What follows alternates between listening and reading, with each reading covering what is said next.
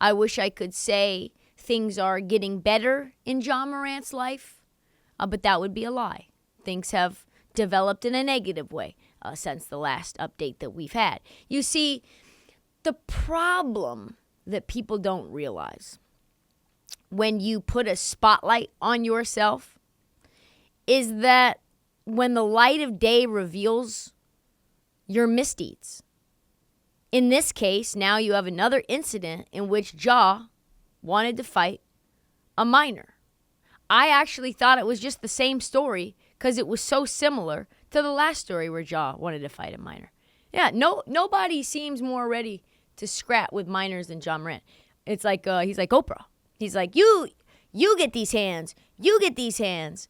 And I don't know if they know, these people, these celebrities, that once you get into the crosshairs of TMZ, they are going to dig and find everything. They are going to find any little bit of drama that they can pull out so that they can capitalize on your troubles and struggles for money. That's it. That's the issue that we have.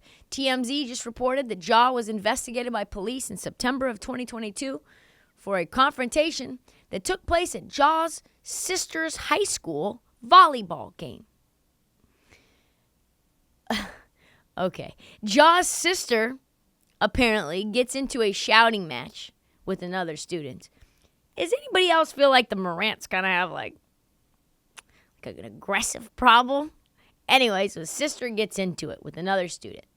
Calls her brother for backup, kind of like his mom called him, allegedly, for backup at the mall. And then Ja told this some unknown teenager, I will beat your ass. Under 18. Presumably, when told that, the guy was like, hey, he's a kid. This kid's in high school with your little sister right now. You're going to beat his ass? The disheartening thing was a witness told police that Ja looked like he was ready to pull a gun out on a high school kid over being called a bitch. Did I mention that Ja makes $210 million yet in this story? And did by the time this thing happened. Yeah, that's what happens when the spotlight comes out on you. All the dumb shit that you've done now comes to the day of light. These tabloids find everything.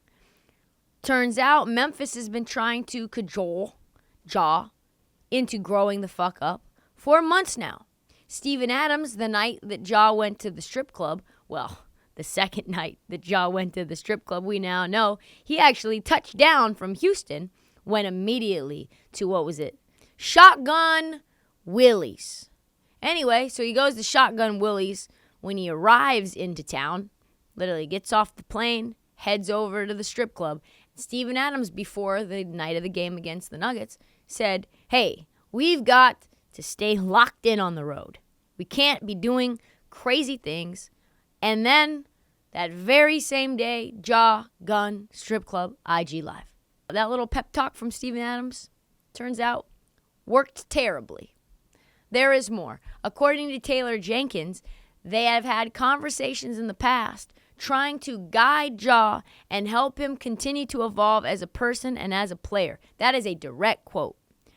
This obviously came to the head the other day. It put this process into action. Taylor Jenkins and the Memphis Grizzlies have been figuring out a way to get Ja onto the straight and narrow, and then, to no avail, he then goes to the strip club, gun, suspension imminent, and now the thing that they were trying to do, they have to do. Jenkins also reported that Ja will be out at least another 4 games. And although no charge came from Colorado, the league also announced any penalty that comes will be solely at the discretion of Adam Silver and would be retroactive. So in my opinion, that 50-game suspension a lot of people were thinking he might get, he will not get. And I think what we'll see is probably a 20-game ban or a 20-game suspension, backdated for how many other games that he's missed by the time the suspension comes out. So he'll probably be back, in my estimation, by right in time for the playoffs. Which means what? Is Ja completely in shape for this? Is he ready to play basketball? Will he bring a gun on the road in the playoffs? Who knows? One thing I know, it's going to take a long time for Ja to really fix his reputation. The reputation right now is Ja, strip clubs, guns. Shockingly, Powerade does not want to be associated with those three symbols. Powerade has pulled Ja Morant's advertising campaign as of today, which sucks, because Ja would have been a tremendous candidate and spokesperson for this brand.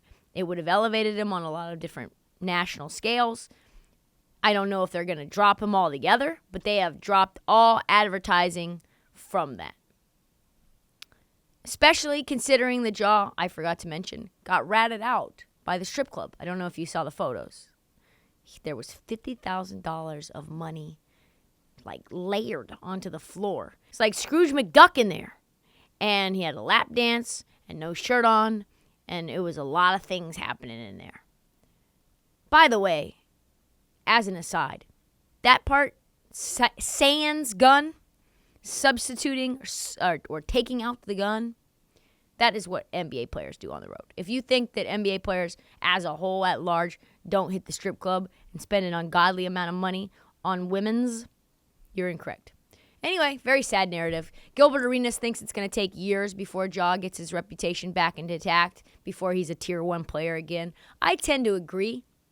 The most sad thing, though, is that Ja was one of the few players who could be like Allen Iverson, completely himself, completely close to the music, dreads, a blue dread, a grill, hitting the gritty after wins, and white America didn't say anything. Everyone loved Ja. He was a national treasure. When have you ever seen someone like Ja become someone that could be the face of the NBA? Not just the face of the NBA from the culture, but the face of the NBA from the actual powers that be in corporate America. Powerade, Nike, Adam Silver, they were all ready to crown Ja when Steph Curry left. And you know what? Now, all that shit's gone. Gilbert Arenas thinks Ja needs to cut his hair in order to get his reputation even close to where he was before. And you know what? He might be right. He might be right. Things were getting to a place where players didn't have to fit into a box to be accepted and loved by middle America. And now, we start back at square one again. So congratulations, Ja. You're fucked up. I hope he does get back to some semblance of peace and tranquility, though. I can't wait to see him back on the court.